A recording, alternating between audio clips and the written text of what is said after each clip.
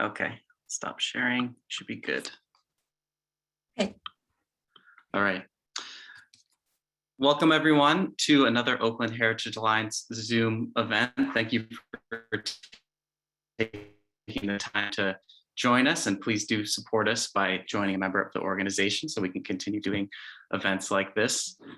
For Q&A, I'm going to post a link into the chat. So if you have questions, we have a lot of people joining us tonight, so this will help us to be able to make sure the most important questions are answered. You'll be able to type in your question and vote on other questions so we can see which are the questions that the audience wants most answered. So I'll post that in once we get started. And I'm very excited to announce, or I'm very excited to welcome Allen Michaan tonight on our Zoom lecture series, owner and operator of the Grand Lake Theater. I've been going to the Grand Lake Theater since I was a kid and had the privilege of feeling like that was a normal movie-going experience. The organ, the marquee, no commercials, the roof sign, and little did I know that when I moved somewhere else, going to the Grand Lake is not the normal movie-going experience, and taught me that we have something really special in Oakland. So for that reason, we wanted to have a chat with its owner, Allen Michaan, to learn more about him and the theater's unique place in our community. So with that, I just want to welcome him and thank you for taking the time to chat with us. For those people who might not know, can you please tell us, what is the Grand Lake Theater? Where is it? What's its history? And I guess we'll start with that. Good evening, Daniel. How are you tonight? Can everyone hear me okay? Can you hear me? Yes. The video is Okay. a little bit fuzzy, but your audio is coming in clearly. Okay, very good. Well, the Zoom, it's not perfect, but you'll never get as good of an image on Zoom or your computer as you will go into a movie theater. So for those who don't know the Grand Lake, the theater is located at the northern end of Lake Merritt in Oakland, California, and it is a magnificent survivor of the golden age of the movie palace. It was built in 1926 by two local theater developers, Karski and Kaliski, and then it became part of the Fox West Coast theater chain, West Coast Theaters, in 1928. It was leased to West Coast Theaters with a 95-year ground lease, which changed hands a few times during theater circuit sales and consolidations. And in 1979, I was able to purchase that ground lease from Mann Theaters, which was the latest incarnation of leaseholder there. And I took over operation of the theater in January of 1980, and I have been operating it ever since. I was fortunate in a few years ago, 3 years ago, to be able to actually purchase the property because I was worried about, well, what will happen with this theater in 2023 when my lease runs out? And my landlords, which at that time were 8 survivors or heirs of the original builders, we're also worried about, oh my God, what are we going to do with this 100-year-old theater when the lease runs out? And so I was able to strike a deal with all 8 of them and purchase the property to ensure the survival and preservation of this wonderful building. Wow, that's amazing. Yeah, I guess you technically had 8 landlords or something like that. We wrote 8 rent checks every month. Wow. Oh my gosh. That's amazing. So how did you get into the movie, industry? What's your history? How did you get involved into movie theaters? It seems like a pretty unique passion to have.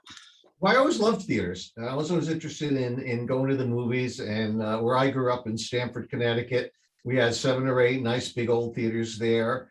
And I always enjoyed going to the movies. And one of the theaters was called the Palace. And it was a lovely theater, and it was very, very much similar to the Grand Lake in size and layout and architecture. In fact, that theater still survives and is a performing arts center at this point. So it sort of got my interest going in theaters. And there was this one old, dilapidated, rundown, closed theater that would often see riding in my parents' car going to the downtown, and it was called the Rialto. And the Rialto was one of the first built 4 moving picture theaters in New England. It was built around 1909, 1910. And I don't know when it closed down, probably in the 50s or early 60s or whatever. I never set foot in it, but I was always intrigued by it. And when I decided to start my theater company in Berkeley in 1972, I built a theater in a warehouse in West Berkeley out of recycled materials coming from old theaters that were being torn down. And that became the Rialto Theater, which many people credit as the birthplace of counterculture cinema in the United States. And the staple of my offerings there were things like Reefer Madness and Wild Weed, cartoon festivals, Humphrey Bogart festivals, Marx Brothers. I played classic films and interspersed it with a lot of very zany programming that I had to invent because I couldn't get first run films. They were all tied up by the downtown Berkeley theaters that belonged to the theater circuits. So the Rialto really, really became a very, very unique operation with just, really interesting programming. And it became a real phenomenon in Berkeley. It was very, very popular. And as it built up and became more established, I actually built more screens there to where at its height, it had 4 screens and was doing exceedingly well. And at that point, I started picking up other theaters around the Bay Area. And I had as many as 20 at one time in the late 80s. But my real break came when I was able to pick up the ground lease on the Grand Lake. And when I did get the Grand Lake, my friends in the industry were saying to me, "Oh, why would you lease? Why would you get that theater? It's so big and it doesn't do any business and it's so run down and it's in Oakland and you're gonna go bankrupt with this thing." And I said, no, it's a very, very special, wonderful theater. It's a jewel that needs to be polished. And so I immediately started working on bringing the Grand Lake back from the dead. And I understand that you had a pretty unique first encounter with the Grand Lake Theater while you were working at the Rialto Theater. Is that right? In those days, back in the late 70s, I was actually living in the Rialto. I lived in the theater for a while with my girlfriend, Lisa Hutz. We sort of did it together. And I had never been in the Grand Lake, but I had always admired it driving by on the freeway. I thought, oh, that's such a cool place. And I made the acquaintance of someone who was an usher at the Grand Lake. And he'd come over to the Rialto one evening to see the movie. And we were talking. And in those days, I ran the projectors. So I would be there until late at night when the movie ended and closed down the theater. And he said, "Well, why don't you come with me after the movie ends? I have keys to the Grand Lake and I'll show you around the theater, I'll give you a tour." And I said, "Great, that sounds like a lot of fun." So I went over to the theater with him and he showed me around and we went backstage and I got to see the whole place. And then he said, "Well, we're not supposed to turn on the roof sign. We're not allowed to do it, but I'll turn it on and let's go up on the roof and enjoy it." So we did. And we climbed up onto the roof and enjoyed the roof sign, which at that point in time was sadly in need of restoration. I mean, it barely worked at all, but it was still pretty cool. And so when we came downstairs and we climbed down the ladder back into the projection room, the theater manager was there. He had seen the sign on from across town from his apartment window. And he started screaming at us, saying, you're not allowed to turn that sign on. And he threw me out of the building. And that was the first time I ever saw the theater. Wow, that's amazing. You can see the sign from all over the lake. So I can imagine him, looking out his window, checking on the theater and seeing the sign on and freaking out and then rushing over. That's pretty amazing. He got dressed and came back down there to yell at us. Wow. And I don't think my friend got fired, but he sure got chewed out. Are there any, you said that, with the Rialto, you assembled that theater from other theaters that were being torn down in the Bay Area. Does the Grand Lake have any historic artifacts from other theaters or things of note that you want to share? Yes, we do. The most glorious thing that we have in the Grand Lake is the grand drape from the San Francisco Fox Theater. And the San Francisco Fox was built in 1929, and it was probably one of the most deluxe theaters that was ever built in this country.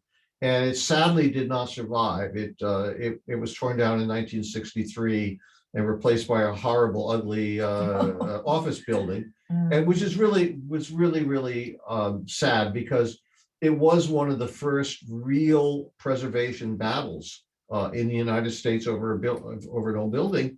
And in fact, it did go to a public referendum. It was on the ballot. And unfortunately, the preservationists lost out. A big reason that they did was because of a very popular columnist for a long time named Herb Cain in San Francisco. I don't know what he had against the Fox, or what the deal was, but he kept sniping at it in his column. Oh, this big, dusty, awful old building. No reason to save this. We don't need it. It wasted taxpayers' money anyway. He just, for months was attacking that theater. Had he gone the other direction, that would be San Francisco's Performing Arts Theater today. But anyway, when the theater was torn down, many things were saved and salvaged out of the building. The Wreckers had a series of sales. Anything that you could cart away, you could buy. And the curtains somehow ended up in the possession of the UC Berkeley Dramatics Art Department. And I guess at one point in 1981, I believe it was, they ran a classified ad in the paper. They wanted to get rid of it. And I was able to purchase it. And I took it to a drapery specialist, and they sewed in a whole complete new background on it, backing, so that we could use it. It weighs actually almost 1 ton. And it is a massive drape. And it now hangs in the main auditorium of the Grand Lake, and we use it every day. It goes up and down. It's not a draw curtain, because the theater was built as a vaudeville house. We have a full fly loft and backstage facility, so the theater flies. The drapery flies. It goes up, and that way it doesn't wear out. And so we're able to use. I've been using that drape now for almost 40 years, and it goes up and down every time we start a movie and end a movie. And it's just a magnificent, beautiful, heavily embroidered curtain, and it's really something special. Also in the Grand Lake, I have a collection of old vintage movie projectors, movie effects projectors, memorabilia that is in the hallway between the lobby and the new wing, theaters 3 and 4. Wow, thank you. That's pretty incredible to have that artifact from the Fox still in use in a movie theater. It's kind of like the face of what you're going to see before a movie. That's pretty cool. Yeah, it's really quite a magnificent drape. Wow. Can you talk a little bit about other improvements you've made to the theater over the years? I mean, you have theaters 3 and 4. I've seen a lot of painting, restoration of the roof sign, and things like that. We've never stopped. When I got the theater, when I took over in 1980, the theater was just dark and dingy. The projection was bad. The sound was bad. All of the beautiful cove lighting that you see throughout the building that just creates this wonderful ambient, opulent effect had been allowed to burn out over the years. And the auditorium was lit by basically one big, huge light bulb hanging from the ceiling dome, which we still have, but that's the janitor light. And it was just looked terrible. So when I got the theater, I closed for a few days. And in those first 4 days, we installed 9,000 light bulbs. Whoa. To redo all of the lighting of the building. And when I reopened on the Thursday night, 4 days later, with a party for the press and for all of the movie theater and film distribution community in the Bay Area. And it was just people came in, and it was like they'd never seen the building before. it had a whole new life. Now, we have since replaced most of those light bulbs with LED lighting, so we're not wasting a lot of electricity. But that was just, the first of many improvements that we made. So projection and sound was a big part of it, and we put in the best Dolby systems. We put in 70 millimeter projection, which we still have. The Grand Lake can run 70 millimeter film in theaters 1, 2, and 3, and that's the only theater in the country that has 3 70 millimeter installations. Everything is, as much as possible, state of the art. So, but as one theater of 1,600 seats, which is the way it was when I took over in 1980, it was really not a very viable operation, and I needed more flexibility. So in 1982, I built Theater 2 by walling off the balcony from the downstairs to create an upstairs auditorium of 450 seats. And Theater 1 downstairs, when you sit in there and watch a movie, it's exactly the same kind of an experience as before I built the upstairs auditorium. The upstairs auditorium is very comfortable, has a very, very large screen. And the theater became hugely, hugely successful. And it was doing better and better. And a real turning point came with E.T. And E.T. ran at the theater for 38 weeks. And we were the 12th biggest run in the United States. And after that, all of the film companies were clamoring to put their big movies into the Grand Lake. It was where they wanted their big films to play. And so I had no problem getting movies. My problem all of a sudden became everyone was mad at me because I couldn't play their movie. If one distributor A wanted this played and I couldn't fit it. And so in 1985, I was able to add theaters 3 and 4. And fortunately, the Grand Lake had a wing of storefronts that was part of the original building. And a lot of the big deluxe theaters of the day would have retail units, sometimes even office buildings attached to them. And so I was able to take these storefronts. Had to wait a few years till 85 till the leases that I inherited on those rooms ran out.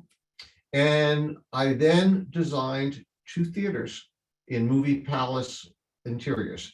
So I gutted that part of the building and created Theater 3, which is an Egyptian courtyard under a fiber optic twinkling star sky, and Theater 4, which is a very, very elaborate Moorish room. And when I added those 2 theaters, it really took off there. And the Grand Lake became really, for a long time, it was the highest grossing theater in the Bay Area, and just phenomenally successful. And so later on, the work to restore never ends. And the building is huge. Always something going wrong, whether it's a plumbing problem and we have to tear up the floor, the carpet in the lobby and trench out to the street. That's happened twice. Electrical problems we've had, roof leaks that have to be fixed, re-roofing. It's to maintain a building like that is nearly 100 years old. In 5 years, it's going to be 100 years old. And we'll do a big celebration for that, of course. But to maintain a building like that is a very, very labor-intensive process. But we always kept doing improvements. After the 1989 earthquake, there was a lot of damage to the ornamental plasterwork in the theater, and a lot of that had to be repaired and re-gilded. It was at that time that I brought in a painter who did marbleizing, and we made all of the columns look like green marble, and we punched up the whole design of the lobby areas. At the time of the earthquake, part of the proscenium arch over the screen in the main auditorium actually collapsed and fell down onto the stage. Unfortunately, there was nobody around. That had to be restored. The big columns on either side of the organ chambers had to be completely re-engineered because one of them was tilting into the auditorium 2 feet out.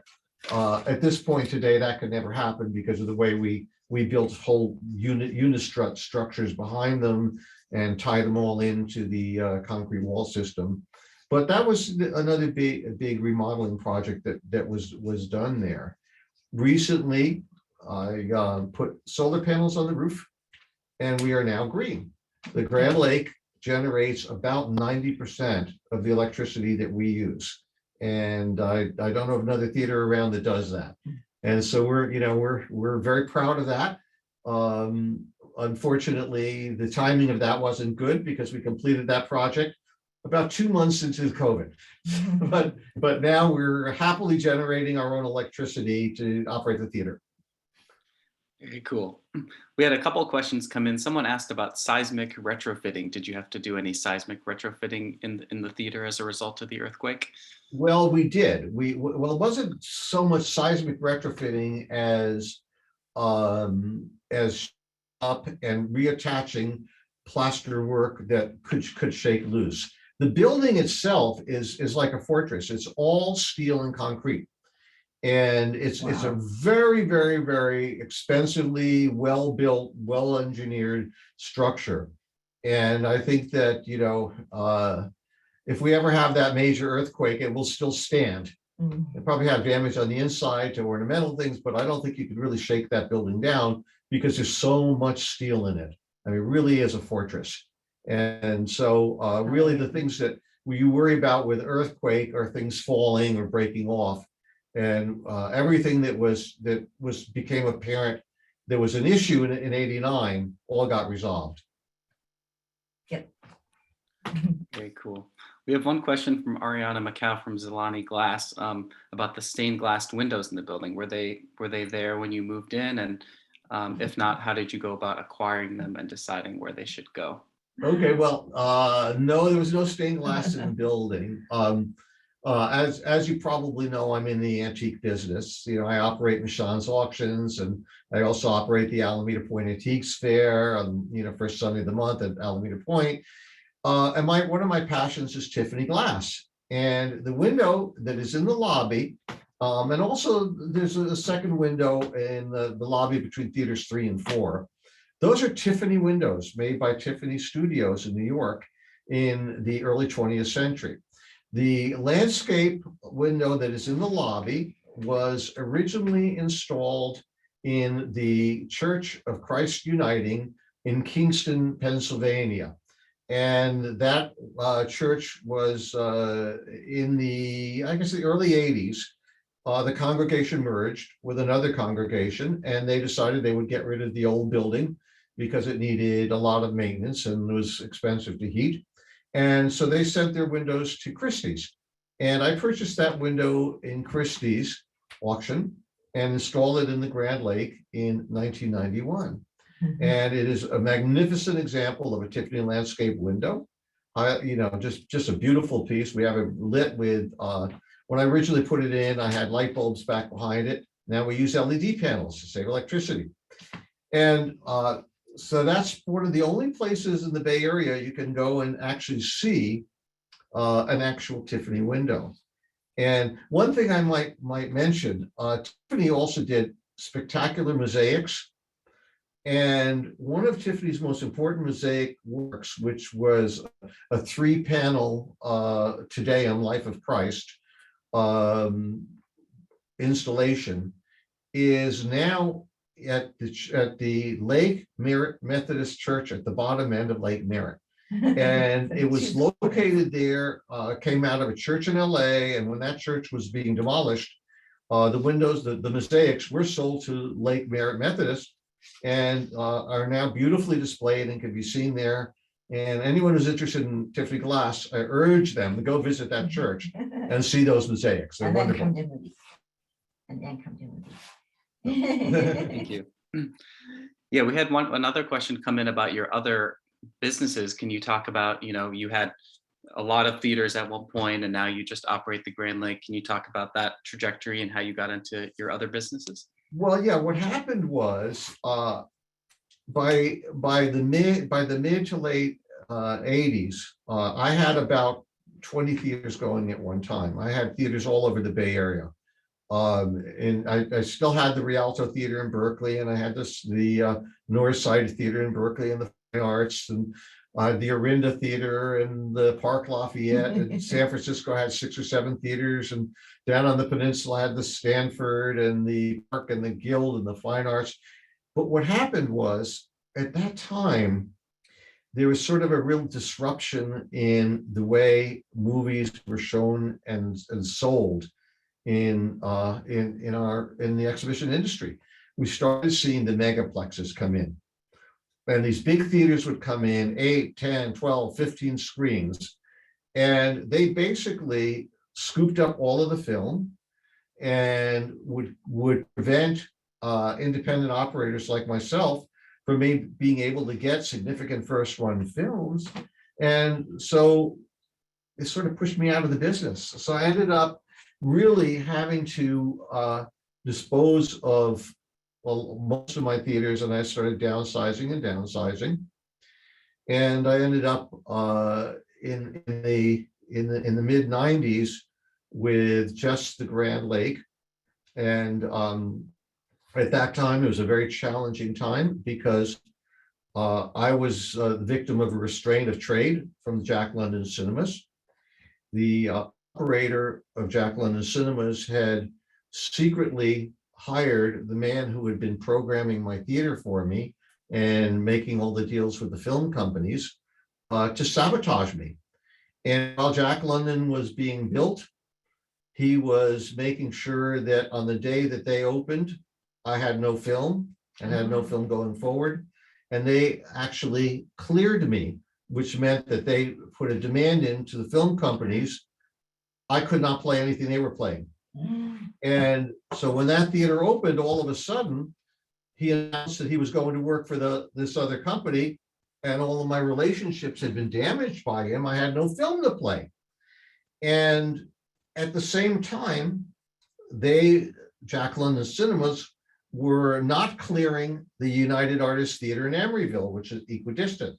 So it was a selective clearance that was aimed at me being an independent exhibitor without a lot of screens, whereas a company that was running Jack London had over 100 screens. So for a period of over 2 years, I had no film to play. And the Grand Lake was, was not back there and could not get any film. Finally, I just became so outraged by the intolerable situation, I sued them. And I sued them in, I believe it was June of 90, approaching the holiday season that year, pre-Thanksgiving. I decided, well, I'm going to probably have to close the theater if I can't get this fixed. So I sued all the film companies as well, sued all of my suppliers. And their clearance very, very quickly fell apart. The film companies knew that I had a very legitimate grievance, and that if I took it to court, they would have a big problem. And so they all disallowed the clearance. I had access to film again. And when the Jack London Cinemas operators had not settled with me, I started sending out deposition notices for film company executives, and they quickly settled. They didn't make me whole, but at least I was back in business again. But one of the things that happened during that period of time was I had to reinvent myself to support my company or to support myself.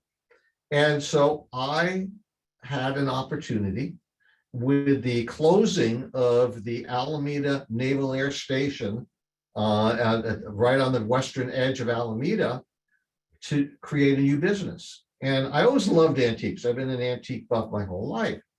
And there used to be a wonderful, wonderful outdoor flea market in Marin City, Sausalito. Well, that had gone away a couple of years prior to that because the property was developed. And so I saw the jet runways of the Alameda Point Naval, the old Naval Air Station, as an ideal place for an outdoor antique show. And so in September of 1997, I started the Alameda Point Antiques and Collectibles Fair, which today has grown to a monthly event where we just routinely see about 800 booths of antiques being sold by vendors who drive out from all the Western states to set up their wares out there, and an average one-day attendance for this event of over 10,000 people. A few years back, Martha Stewart Living did a story on the 5 best flea markets of the world, and my event made the cut. So it's phenomenally successful. And then based on the success of the antique fair, a few years later in 2002, I opened an auction house, which originally I called Auctions by the Bay, but would later on changed the Michaan's Auctions because too many people were confusing Auctions by the Bay with Antiques by the Bay. They didn't know, well, is that an auction house, is that a flea market, whatever. And so we operate the auction house also at Alameda Point, right alongside where the antique fair is. And we have monthly auctions of, of fine art, jewelry, coins, everything. We sell pretty much everything. We're a full estate liquidator. So I guess in one respect, some good came out of my fight with the Jack London Cinemas people, because that sort of spurred me into creating the other new businesses. Wow, that's incredible. Yeah, I've definitely been to the antiques fair. It's an amazing place. It's hard to do the whole thing. It feels, where do you start? Where do you end? It's always been an incredible resource for everyone in the Bay Area. So that's very It's a cool wonderful event in a beautiful location with great views, definitely. really great views. We had So- one question. Oh, go ahead. Yeah, getting back to, some of the other things that we're doing as far as, restoration and improvements and everything. You have made the roof sign at the Grand Lake is a very, very recognized local landmark. And you may have noticed that that we've been operating it lately, but the letters Grand Lake Theater have not been coming on. Well, the reason is we're undergoing this massive restoration of that sign, which has taken over a year and a half. And I have a wonderful sign aficionado, Greg King, who does sign restoration work, and he's phenomenal. He keeps the neon going down below on the marquee, but he's been working on the roof sign now for a long time, and it is one of the last surviving, or it's the largest surviving rotary contact incandescent signs in the world. There is no neon in that roof sign. It's all light bulbs, and there's almost 3,000 of them. And so it is powered by a large mechanism that's like a huge player piano. And over the years, parts of that have worn out, burnt out, and he's refabricating a lot of the guts of that thing. And we're also at the same time changing over the light bulbs to LED bulbs from the incandescent bulbs. But what the roof sign is it's people think they're colored bulbs. They're not. They're all white bulbs, but they have what's called color caps. And these are colored glass caps, original to the theater, 1926, that snap over the light bulbs to give us the color that you see on the roof sign. And so we will be having some of the letters, the name of the theater, working by the end of the year. And we expect a full, absolute 100% restoration of that sign by mid-year next year. Cool. Wow, very exciting. Yeah, it seems like to do that without computers, you need to have this very complex, there's almost animation with the fire on the lower level. It is animation. Yeah. And so basically what it is it's a 9-foot long drum that's turned by a 0.5 horsepower motor, and it goes slowly over and makes and breaks contact with copper fingers to send those impulses of electricity out to the bulbs. It's really quite a mechanism. And that's original to theater, 1926. So it's amazing that it's still there. It's really a relic, from the 1920s. Yeah. That's very cool. We had one question about the organ, and I wanted to expand it a little bit. It seems like you operate the theater, differently than other theaters. I was in Seattle recently and seeing a movie, and I almost left because there were so many commercials beforehand. The way that you operate the theater with the organ, in a historic building without commercials. Can you talk about your, philosophy of operating the theater and the organ too? Yes, absolutely. I operate the Grand Lake as a museum or a relic of the way movie going was in the 50s and 60s when I grew up going to the movies. My policies there are never show commercials. You'll see coming attraction previews for upcoming films, but we don't show commercials. And I think that to subject an audience to commercials after they've paid to get in to see a movie is really a terrible thing. And I think that it's one of the things that is I think an embarrassment to our industry as a whole, that all of the other theaters do that. And they do it because they're paid by the companies that place a screen advertising. And it's a lot of money. I probably leave $150,000 a year on the table by not accepting screen advertising in my theater, but I'll never do it because I think it's horrible. So we at the Grand Lake, I have the lowest snack bar prices you're going to see in any theater. I serve fresh popcorn with real butter. Everything that we do there is quality. The admission prices are lower than other theaters. And everything that we do is to try to basically make people feel like they're back in the 50s or 60s going to great old theater.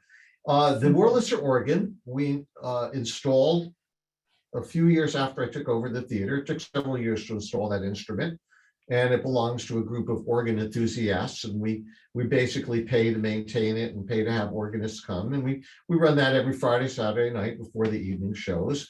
And it's a 3-manual 26 rank Wurlitzer pipe organ. And people are always asked, well, what are those two little balcony areas on either side of the screen? People sit up there.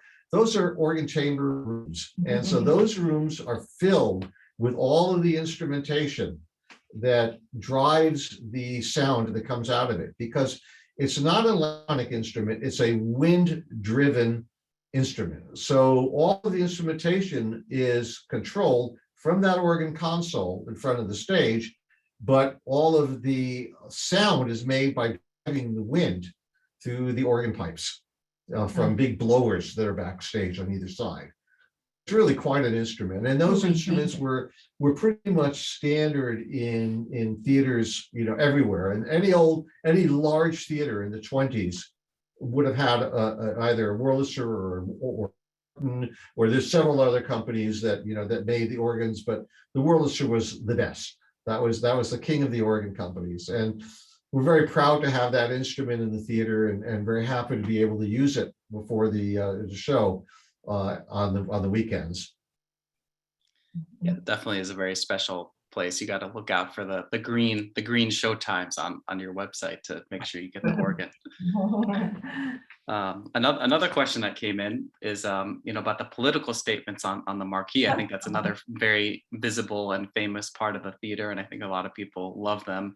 Can you tell us a bit about those and some of the maybe unique reactions that you've gotten to them?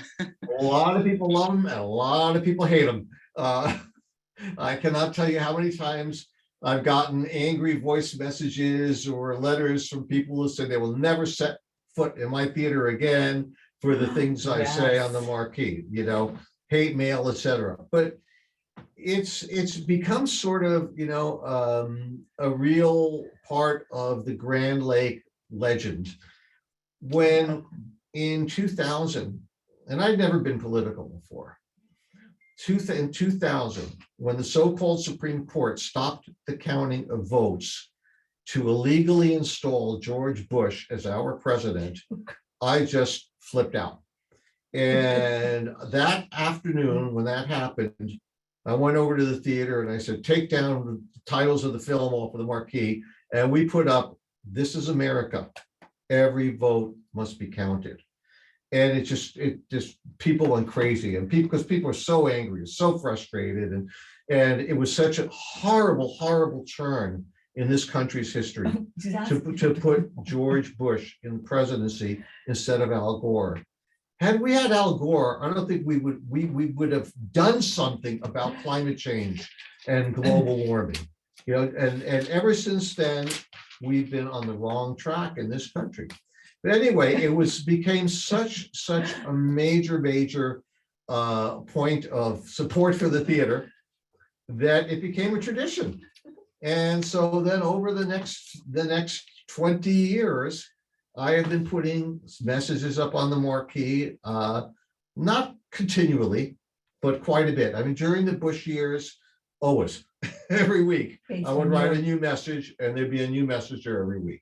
Based on your opinion. And it was, it's become a real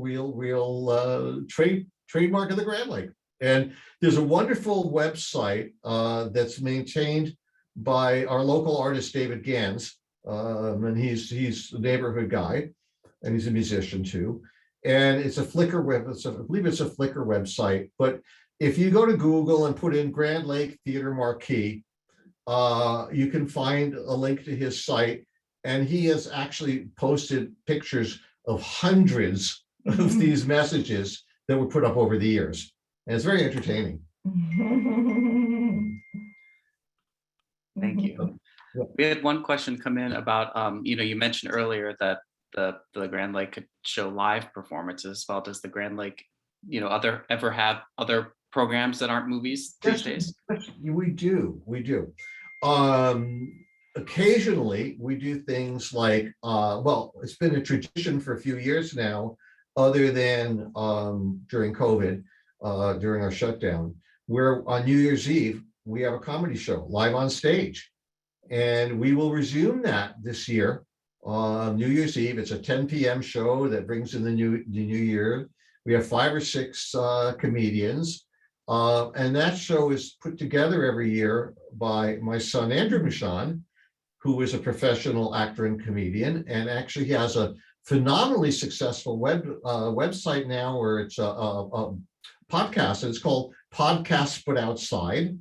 And they put up a new episode every Wednesday, and it can be found on YouTube.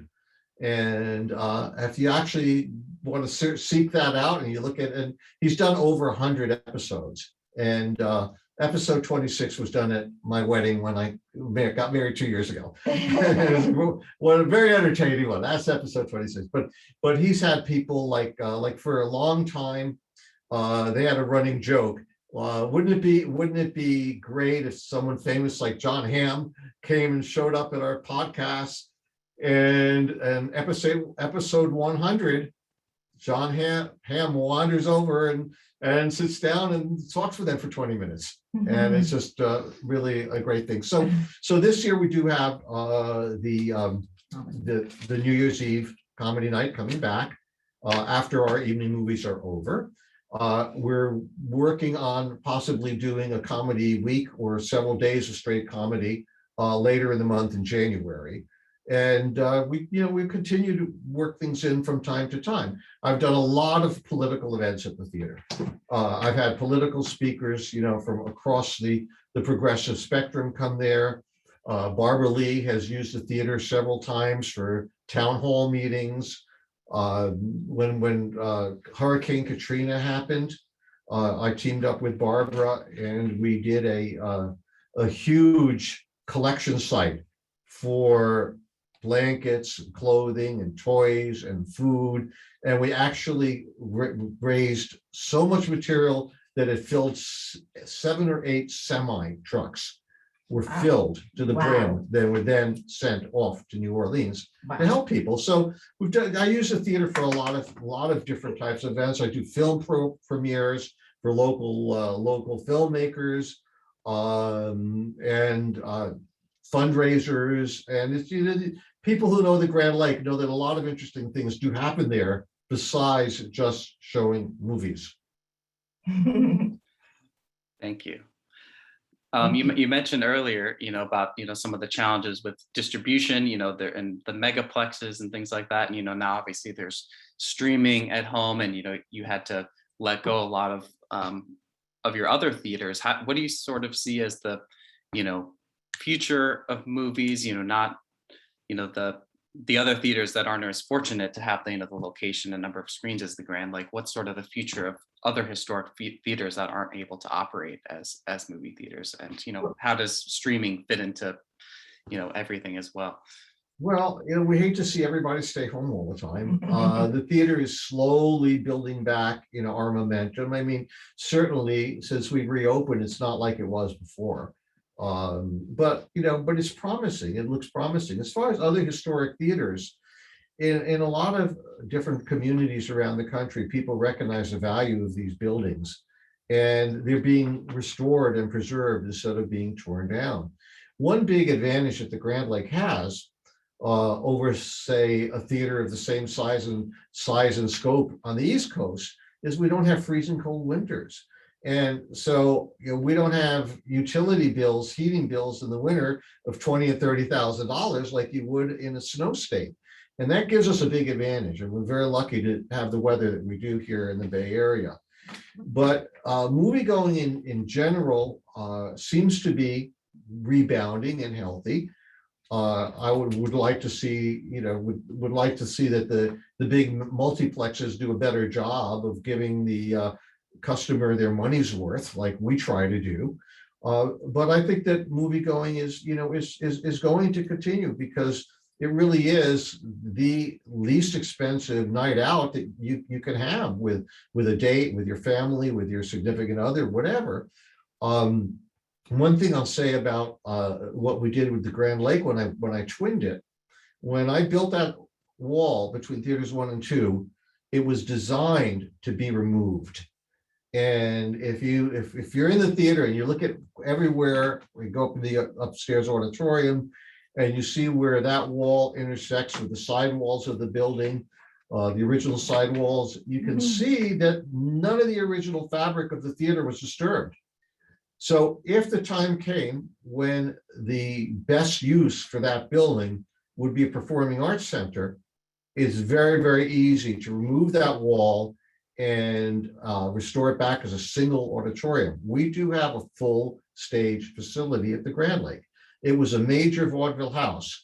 When it was built, it was the largest theater west of the Mississippi for almost a month. And they were building a lot of theaters in those days. But it's got a full stage facility. We've got a fly loft. We've got a full rigging system to bring scenery, curtains, whatever, up into the fly up above. It's got a wing of dressing rooms, and so it could very easily be brought back to a full stage use, if that at some point in the future was the optimal use for the building. And Burns and Allen played the Grand Lake. Rosemary Clooney got her start on that stage. It really is a historic building, and a lot has happened there over the years.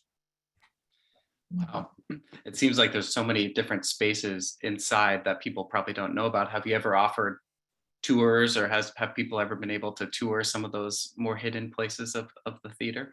Well, not really, for liability issues. We worry that people, and the backstage is not the most well lit, clean area. And the roof is nice. And now the roof is covered with solar panels. So it's different. I mean, it was sort of a hard decision for me to make, to put those panels up there, because it changed the look of the building, from when you drove by on the freeway. But I felt that it was more important to be environmentally conscious and be solar powered, and really have a little bit of independence from the ever rising PG&E rates. And so it was a good decision. And it's a symbol of itself. Yeah, I can see how you decided to make that change. That's pretty cool. We had one question come in about other theaters in the Bay Area, and if you could wave a wand and restore one Bay Area theater that has passed into history, which one would you either restore? I'm not sure if it's bring it back if it was demolished, but is there one that? Well, if I could bring it back, it'd be the Fox San Francisco, obviously. Yeah. I mean, that was one of the greatest theaters ever built. It really was. Right now, I might mention that one of my favorite East Bay theaters was always the California Theater in Berkeley. And there was a looming preservation battle around the California Theater. The previous operators, Landmark Theaters, are no longer there, and the owners of the property want to sell it.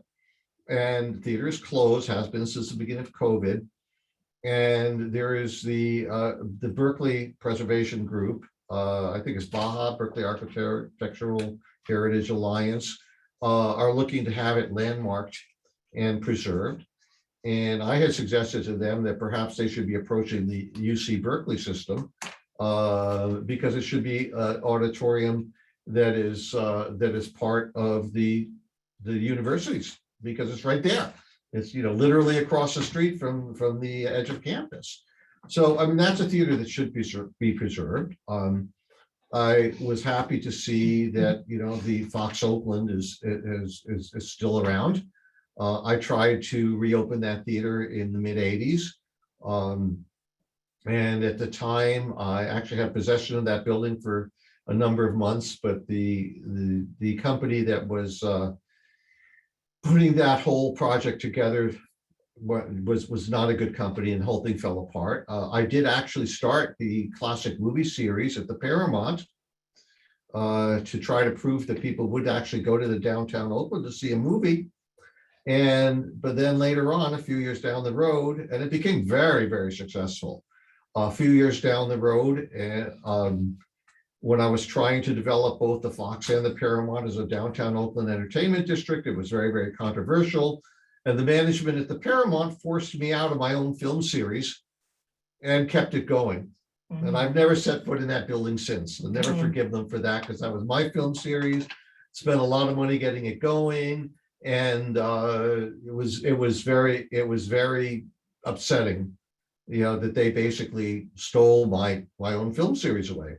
But I love old theaters. I want to see them survive. The Fox being back in operation, I think, is a good thing, even though I felt that the restoration work that they did on it was really a very schlocky job.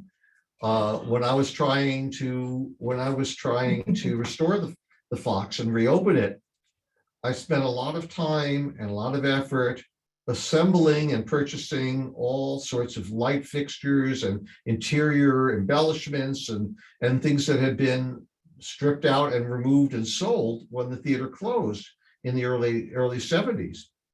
When the restoration of that theater was done a few years back, I offered to sell them back to the people who were doing the work, and they didn't want them. So instead of having original light fixtures in there, we basically got cost plus level light fixtures in there. I mean, it's so amateurish, but at least the theater is there. It's a beautiful, beautiful building. It's survived. I'm happy that it's there. And any theater preservation, I think, is a good thing in these days. And we're seeing more and more of it all the time. Well, maybe one day they'll call you up and ask to buy some of those old features to put back in. Well, that would be nice, but I probably don't want to spend the money on it. Because what I had was an example of every fixture, so that reproductions can be exactly made. Wow. And this was really, really sad that didn't happen. Wow. But the Grand Lake, I control the Grand Lake, and that place is going to be the way it should be. And then, and if people want to help the Grand Lake out, come watch a movie, buy some popcorn, but be sure to wear a mask, because we are really all about COVID safety. And I really, would never, ever want anybody to come into my theater and, have anything bad happen. So, but we're so happy to have people come back. I mean, it's really a wonderful thing to have people come back into the building. And, I'm very happy that we can operate again.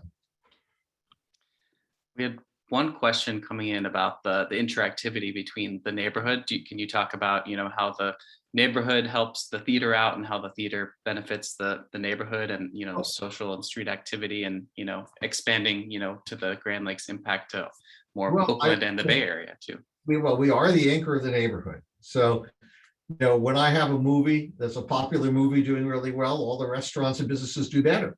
It's a very important part of the neighborhood. We're very happy to have good restaurants around the theater, because it makes it easier for people to have a night out and have a destination, to come into our neighborhood and go to dinner and then go to the movies. And it's a great neighborhood. And when I took over the Grand Lake in 1980, that neighborhood was very much in decline. There were a lot of vacant storefronts, and it was just, not a lot of people around, and it's very different today. It's very, very much a happening area. And it's great to be a part of it and to see all of the activity that happens.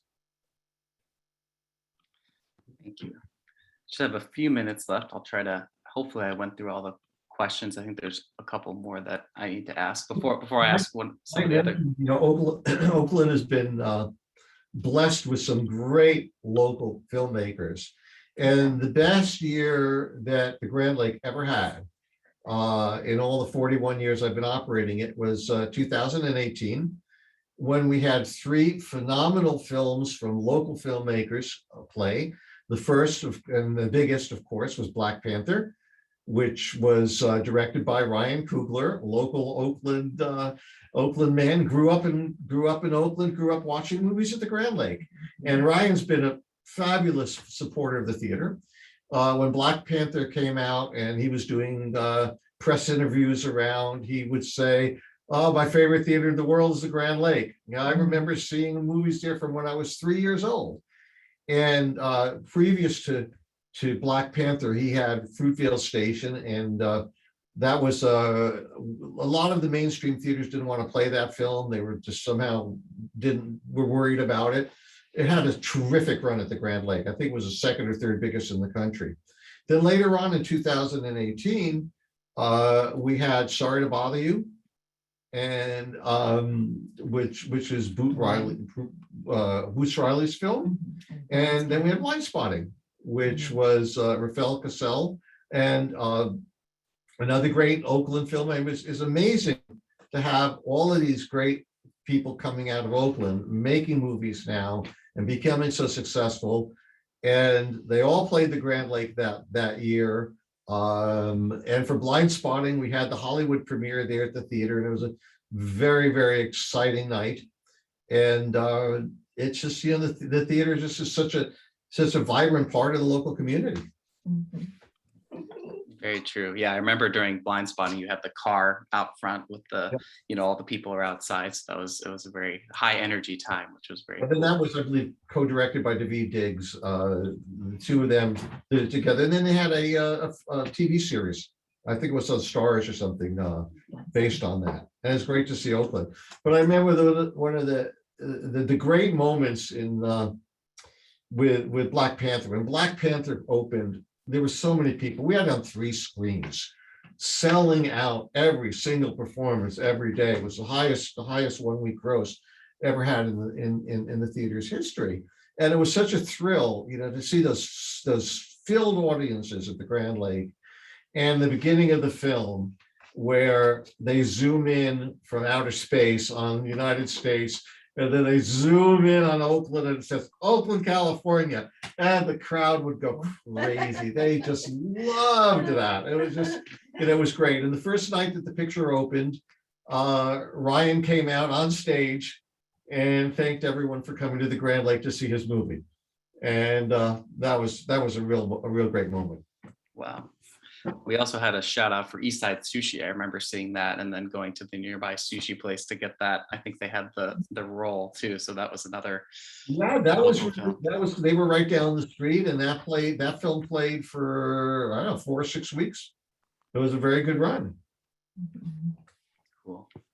Maybe for our last question, or one of our last questions, what, it seems like movies are very close to your heart, show business is close to your heart, and seeing people in the theater enjoying themselves. What about the movie industry, or what about theaters is are you passionate about, or what excites you about it? Well, it's just a wonderful part of our culture. I mean, it brings people out of their homes and brings them together to have a communal experience. And there's just nothing like the excitement and the magic of a great film and a good theater, and all of these people out there enjoying themselves and having a good time.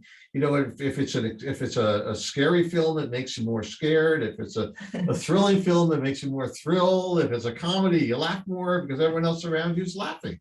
And just the movies are a 20th century cultural phenomenon that became a major art form. And these buildings like the Grand Lake were really instrumental in taking the movie industry from, little storefront peep shows into just this grandiose experience. And there are so few theaters like the Grand Lake left showing movies that it's people really should seek them out. Wherever they are, they should seek out the old movie houses and patronize them, as opposed to going and watching half an hour of commercials, before an out of focus movie in a megaplex. I'm not big on megaplexes. I don't go to them. I love beautiful old theaters, and I always will.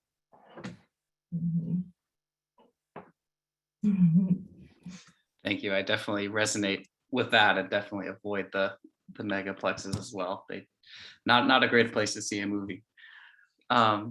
We had one question come in before we close about the furniture pieces throughout the theater. Are they, historic to the theater? Or are they, how did you acquire those?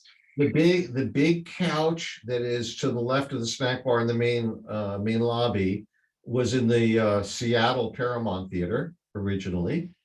The other furniture around the lobby is nothing really special, but in the area where we have the projectors and the showcase filled with theater memorabilia, you will see one of the original hard leather seats that was in the Grand Lake when it was built in 1926. It's a far cry from the very comfortable seating that we have there today. But that's really the significance of that. And this room here that I'm in is in the basement of my home, and it's just, I collect relics. This is one of the projectors from the Rialto Theater in Berkeley. And I have just a lot of memorabilia from the years and in operating theaters. It's one of the things about the Grand Lake is it's so visible and it's so well known. When we closed down for COVID last year, it's just become a naturally famous theater. Here's Time magazine from June of last year, and they talk about businesses being closed, and there's the Grand Maybe bring Lake. it closer, yeah. Grand Lake. Wow.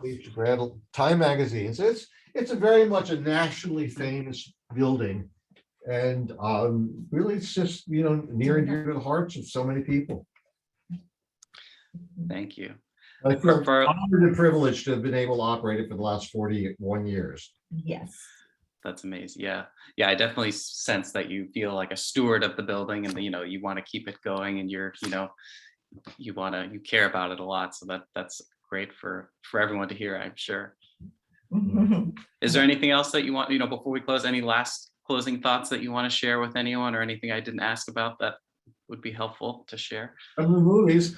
Come to the movies, bring them out. Support the theater. Yeah, that sounds great. Support the theater. I mean, that's, when we were closed for COVID, which was a terrible time to be dark for 14 months like that. We didn't do any GoFundMe's or anything like that. We did a bunch of projects around the theater. We actually scaffolded and repainted the whole ceiling area in the ticket lobby where you first came in, which took 2 months. It was something I'd wanted to do for a long time, but I never could do it because it would necessitate being closed. So that gave me the opportunity to do some projects that would have been disruptive to the operation of the theater. Because we couldn't do them and close down, for a job like that. And so that was really the one good thing that came out of being closed. But we're so happy to be open again, and my staff is there, and loyal staff that's been there for years. And it's just, if you've never been to the Grand Lake and you don't like going to the movies anymore because of the experience, give us a try, because it's different there. The Grand Lake is just like it was going to the movies in the 50s and the 60s. It's really a great movie going experience, and that's what we always strive to do. Thank you.